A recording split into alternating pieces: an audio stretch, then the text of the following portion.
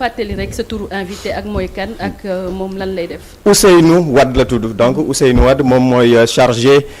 de communication chargé de la communication du syndicat démocratique des travailleurs de la santé et du secteur social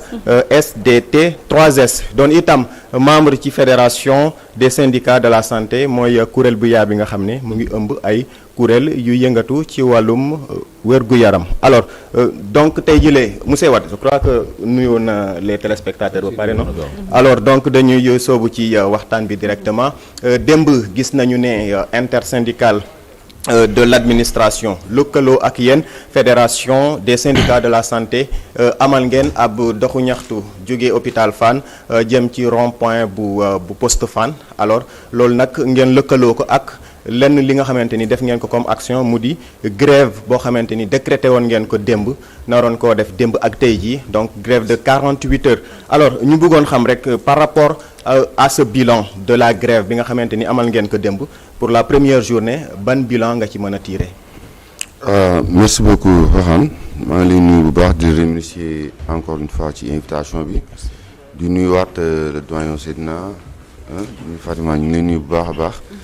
di nuyu aussi sama secrétaire général national Cheikh Seck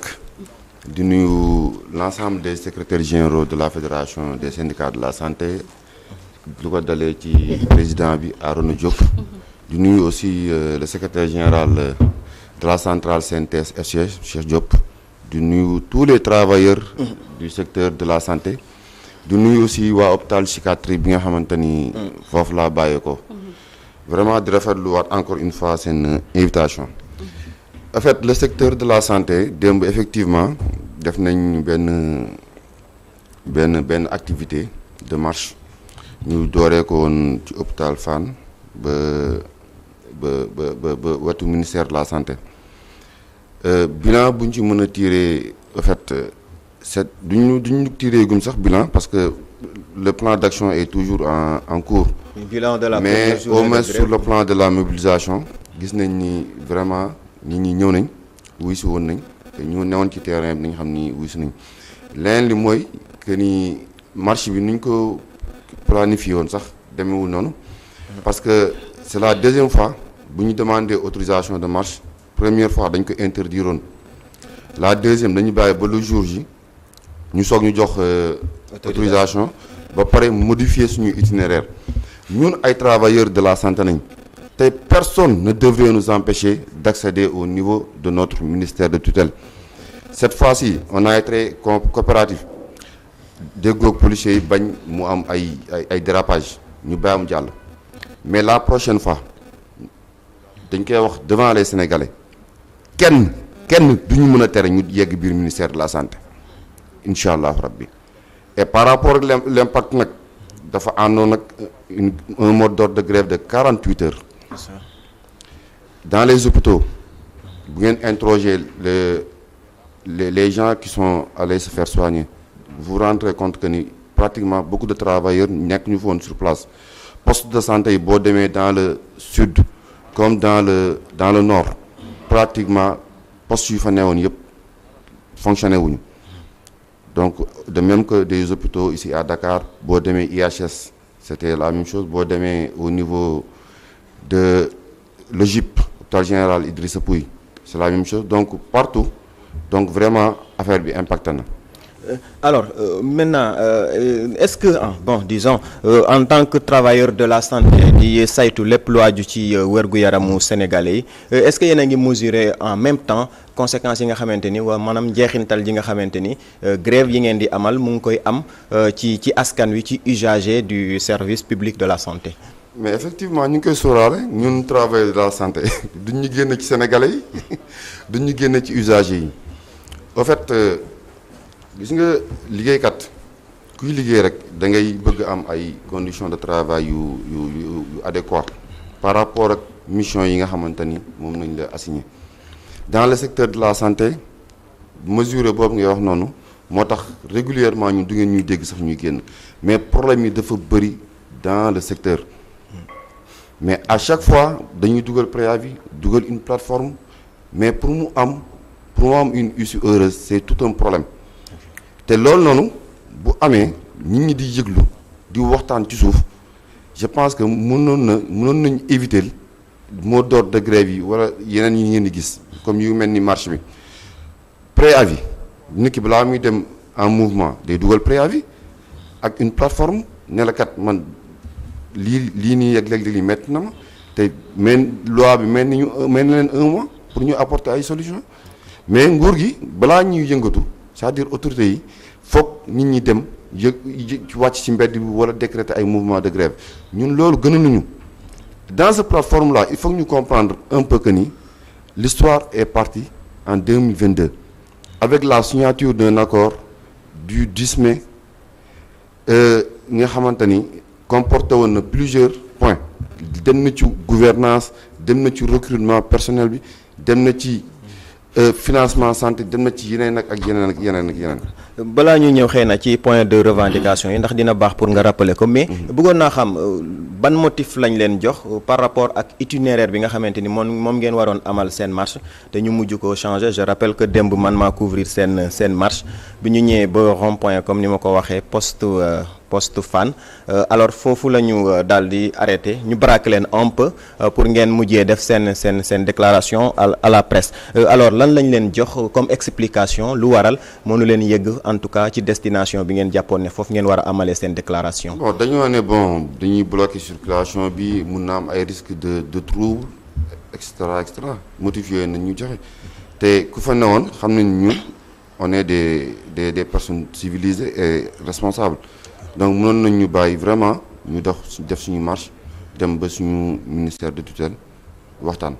alors ànd ak loolu ngeen ne donc face à cette situation la prochaine fois bu ngeen. parce que le 10 mai 2022 je pense que ni ñëpp yëg nañ ni santé amoon na ay avancées yoo xamante ni ay faveurs yoo xamante ni gouvernement bi defaroon na ko pratiquement sax travailleur administration yëpp. nga xamante ni gisoon nañ ci seen bopp mais malheureusement dans la mise en œuvre de ces accords là na problème yi am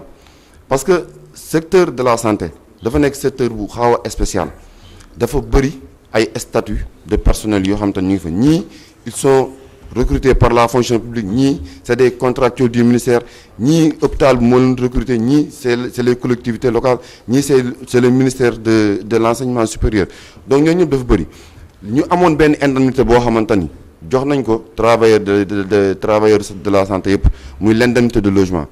ñu jox ñenn ñi bàyyi ñenn ñi sous prétexte que ñi émargé wuñu au niveau du trésor public mooy maanaam du ñu ay fonctionnaires te pourtant boo demee dans les structures ñëpp ñoo yem les mêmes qualifications ñoo bokk fu ñuy jàngee ñoo bokk liggéey bu ñu def ñoo bokk responsabilité mais dans le traitement salarial ñi jox indemnité ñi bàyyi ñi te on avait parler de la généralisation de l'indemnité de logement loolu defuñu ko leneen tamit bokk na ci le plan de carrière tey jii nii dañu ne woon dañuy def ay réformes jël l'INDSS rattaché ko au niveau du ministère de l'enseignement supérieur donc exiger gars yi ñu def benn formation mais gars yi def seen formation pare ils peinent actuellement nii pour ñu reclasser leen diplôme yi sax pour ñu jot c'est tout un problème leen tamit bokk na ci vraiment problème yi dafa bëri pratiquement pour nga sax cerner tous les problèmes c'est compliqué da ngay gis même dans les structures nga recruter une personne structure bi ñuy liggéey mooy hôpital muy dispensaire muy district mais c'est des structures yoo xam te ne elles sont permanentes donc le personnel bu fa war a nekk tamit doit être permanent tey mosul la gis ñu raser benn hôpital wala benn poste de santé sous prétexte que ni amatuñu client wala kenn soxlootu ko donc ñu ngi fay recruter teg leen ci ay contrats très précaires pendant 15 ans 10 ans kenn du leen recruter dans la fonction publique santé depuis 2022 ba léegi kenn recruter wul aucun médecin aucun infirmier aucun sage-femme loolu c'est trop alors que dans les autres secteurs ñu ngi recruter boo demee dans le corps de la gendarmerie recruter nañ plus de 2000 enseignement ñu recruter des milliers yooyu yëpp yu baax la mais wér-gu-yaram tam dafa am solo il faut que les gens aussi respectent les travailleurs de la santé et les Sénégalais qui nous regardent. Concrètement depuis signature pacte de stabilité sociale bi alors yan jéego la nguur gi teg état bi yan jéego la teg pour quand même matérialiser accords yi nga xamante ni moom la ñu xaatim ci pacte de stabilité sociale bi. pacte de stabilité sociale bi en fait état da ko signé ak centrale syndicale yi parce que ñun les syndicats sectoriels boo gis dañu bokk ci centrale. c'est ça. donc centrale yi ñoom ñoo demoon waxtaan ak gouvernement bi préoccupation travailleurs yëpp ñu jël ko en compte ci biir pacte boobu noonu mais à part la signature rien n'a été fait sauf peut-être dans le secteur des collectivités locales foofu moom vraiment on félicite le ministre au moins foofu am na une évolution positive mais lu des ci pacte bi yëpp ba tey jii nii on peine à concrétiser ça te leen li ba doo signer un pacte le premier ministre ci boppam moo signé pacte bi moom moo signé pacte bi ba ñu jugee foofu dem nañ ci président il a entériné tous les points yi nga xamante ni le premier ministre est engagé au nom du gouvernement mais il y a même pas eu un comité de suivi defaguñ benn réunion pour ñu mën a xam sax yan point nañu exécuter fan nañ toll ci monitoring bi te loolu c'est très dangereux parce que démb boo xoolee l'intersyndical jonction boobu musul woon am l'intersyndical des travailleurs de l'administration bokk nañ ko comme ni nga ko waxee ñu ngi rafetlu bu baax seen taxawaay la fédération des syndicats de la santé c'est pas une organisation syndicale c'est une unité d'action qui regroupe 12 organisations syndicales du secteur de la santé te je vous dis le secrétaire général de la CNTS FC démb wax na ko Cheikh Diop am na fu ñuy toll tous les secteurs de l'administration tous les secteurs d'activité privés comme publics dinañ dem en mouvement. D'accord. Alors dans le cadre du pacte de stabilité sociale il était prévu que disons ministères yi en tout cas des rencontres sectorielles maanaam ministre bi ci nekk woo peut-être xëy na saa it ñi nga xamante ñoo rattaché wu ci sa service alors pour ngeen amal ay waxtaan laata pour mën a concrétiser disons li nga xamante ni mooy accords yi yéen dans le secteur de la santé est-ce que jot ngeen amal ay ndaje ak ministre de la santé. Bon ministre de la santé ba muy soog a ñëw peut-être amoon nañu rencontre de prise de contact mais dañu remarquer ni ci à un certain moment dafa commencer maintenant di nekk dans le mutisme c'est-à-dire da ngay dugal préavis personne ne t'appelle da ngay dem grève kenn du la faale comme si ñun lu ñuy def da leen intéressé wul wala le secteur de la santé moom da leen intéressé wul c'est ça la vérité tey jii nii quand il s'agit de faire des activités politiques tout le monde est mobilisé tey notre plateforme est transversale ça implique plusieurs ministères tey jii nii bu ñu bëggee def ay rencontres politiques dégale ay ministres plusieurs ministres ça ne leur pose pas de problème mais quand il s'agit maintenant de revendications yi nga xamante ni c'est d'ordre professionnel ñoom amuñu jot boobu noonu c'est parce que peut-être ñun réponse yu ñuy apporter moo approprié wul te loolu yëpp incha allah dañu revoir notre stratégie pour mën a vraiment répondre proportionnellement par rapport à leur comportement. Voilà comme Xooxaan ni mu ko waxee ñëw nga déjà ci seen revendication yi mais on voit que seen revendication yi bokk na ci le relèvement du niveau du plateau technique médical mais on voit que ni hôpital Dalal Jàmm moom au moins parfois mu ngi ba bii mooy deuxième fois mu réussir greffe mooy voilà épinière osseuse voilà donc tey jii bu ñu fekkoon ne ni Dalal Jàmm amee matériel est-ce que tamit jotul tamit yeneen hôpitaux yi nekk à l'intérieur du pays ñu équiper leen ba nga xamante ne malade duñ ko jël di ko évacuer de l'intérieur du pays di ko andi Dakar ba muy ñàkk bakkanam ci yoon bi. mais effectivement gis nga compétence yi ñu ngi fi mais dans le secteur de la santé mooy secteur boo xamante ni personnel bi on les traite pas bien. te ñi nga xamante ni ñoo ci xarañ as tuut bu ñu liggéeyee tuuti dañuy dem ba ci biir du ñu gisat seen bopp donc dañuy obligé génn réew mi dem liggéeyi. tey boo demee dans nos hôpitaux là guddi gi boo demee. pratiquement ay étranger nga fay fekk. ñoom ñoo fay ëpp. les médecins seniors doo leen gis ci garde yi te loolu baaxul tey le plateau technique l'ancien régime a construit des hôpitaux extrêmement modernes mais tey personnel bu fa war a nekk ñoom ñoo fa nekkul tey jii ni le budget du ministère de la santé jóge ci 260 et quelques milliards. tey mi ngi ci ay 217 milliards. Le budget a connu une baisse de 50 milliards alors que ni population bi mi ngi yokk. C'est paradoxal donc dinañ ñu wax nag c'est des questions d'organisation c'est l'action sociale peut-être bu ñu génnee au niveau du ministère de la santé. donc mënuñu ñu gëmloo man de jusqu'à preuve du contraire mënuma gëm ni l'action sociale mi ngi doon bouffer plus de 50 milliards. man mënuma gëm loolu donc subvention hôpitaux yi amul tamit évolution.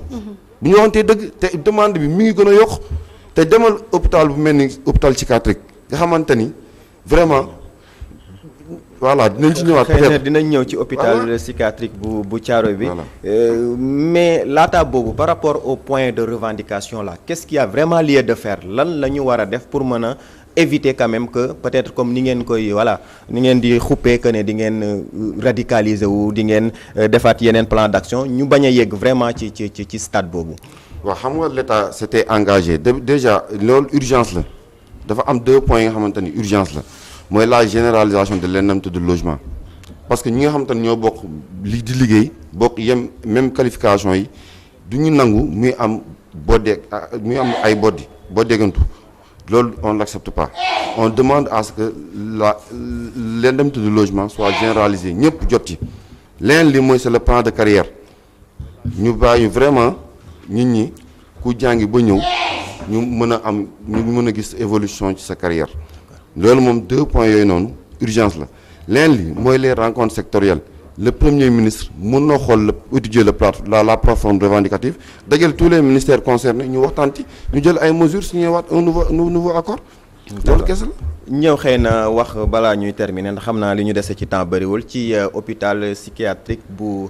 Thiaroye may rappeler ne yow yaay chef division des usagers bu hôpital boobule nga xamante ni moo ngi prendre en charge ñi amee feebaru xel ñu bëggoon xam rek est-ce que l'hôpital se porte bien. waaw hôpital psychiatrique nag wax dëgg yàlla jafe-jafe yi foofu bëri na vraiment maa ngi nuyu le directeur bu fa nekk Ibra Diagne docteur Ibra Diagne di nuyu vraiment personnel bu fa nekk yëpp ñuy ay jàmbaar tey boo demee ci hôpital boobu moyen amu fa le plateau technique est très bas te la demande est très forte gis nga ñoom ci seen agenda bi on parle de capital humain loolu mënoo ko am te nit ñi amuñu wér-gu-yaram tey jii nii boo demee foofu noonu la subvention elle est très faible pas contrairement aux autres hôpitaux tey santé mentale tey nguur gi da ko war a joxaat daf ko war a def priorité aujourd'hui tey avec vraiment l'événement des drogues et autres tey jeunes yu bëri ñu ngi gis ni vraiment ñu ngi commencé am ay problèmes nit ñi sociaux yu ñuy am tax na ñu bëri ñu ngi commencé am ay problèmes santé mentale et puis vraiment la demande elle est très forte directeur bu fa nekk nag wax dëgg yàlla ak ñu fa jot a jaar muy actuellement le nouveau directeur de l'hôpital Dalal Jàmm muy Samba Gueye vraiment def nañ ci ay liggéey yu mucc ayib mais avec des moyens très faibles vraiment gis nañ nag ci budget 2026 bi ci vraiment DOB bi mu def nii que ni vraiment programme yu mucc ayib la peut-être bu ñu ko defee santé mentale dina gën a accessible dina gën a visible mais on demande au ministère de la santé de l'accompagner gis nga nit ki boo ko yónnee guerre te joxoo ko arme joxoo ko ay comment dire sax. ay jumtuwaay vraiment pour mu atteindre ay objectifs am ça va poser problème. donc bu ma la déggee bon peut-être xëy na sur le plan financier moom ngeen am ay jafe-jafe. wax dëgg yàlla am nañ jafe-jafe sur le plan financier am nañ ay jafe-jafe vraiment sur le côté ressources humaines. vraiment ak côté plateau technique. mais nag mënoo leen pare te nuyuwoo leen Ansoumana Dione moom mi nga xamante ne à chaque fois day seetaan li nga xamante ne moo di réveil matinal wala petit déj également. te tamit muy amal liggéey bu am solo Ansoumana. qui l'intéresse particulièrement ma ne surtout que c'est une question qui l'intéresse particulièrement ñu ngi koy ziar bu baax bon monsieur Wade donc suñu temps jeex na de Ansafi donc ñu lay jaajëfal bu baax a baax ci suñu invitation bi nga ñëwoon wuyu si donc may rappeler ne yow yaay chargé communication bu syndicat démocratique des travailleurs de la santé et du secteur social 3 quand même SDT 3S nekk itam membre ci fédération des syndicats de la santé alors ñu ngi lay jaajëfal bu baax. waaw maa leen di remercier bu baax vraiment plateforme bi yaatu na suñu sañoon wax ci point par point mais temps moo ñu ko mayul. na prochaine fois bu ñu ñëwee ñu gën a yaatal. mais lii déjà li nga développé am na solo quand même c'est-à-dire santé même boo ko mayoon 24 heures sa santé déjà. c'est ça quoi. La santé est beaucoup plus malade que les malades même. c'est ça tout est priorité au niveau du secteur de la santé. Voilà c'est ça parfois da ngay bëgg wax lii sax vraiment. bañ a fàttali tu as des problèmes vraiment pour mën a énumérer tout ce qui se fait au niveau du secteur. jërëjëf ñu lay sant bu baax di lay gërëm Xooxaan donc merci à vous donc on en profite pour faire un coucou à tous les syndicalistes ñoom Mody Guiro ak ñoom Cheikh Seck ak ñëpp ñoo xam ne ñoom Tata Yvette ñoom ñëpp ñu ngi leen di nuyu bu baax a baax donc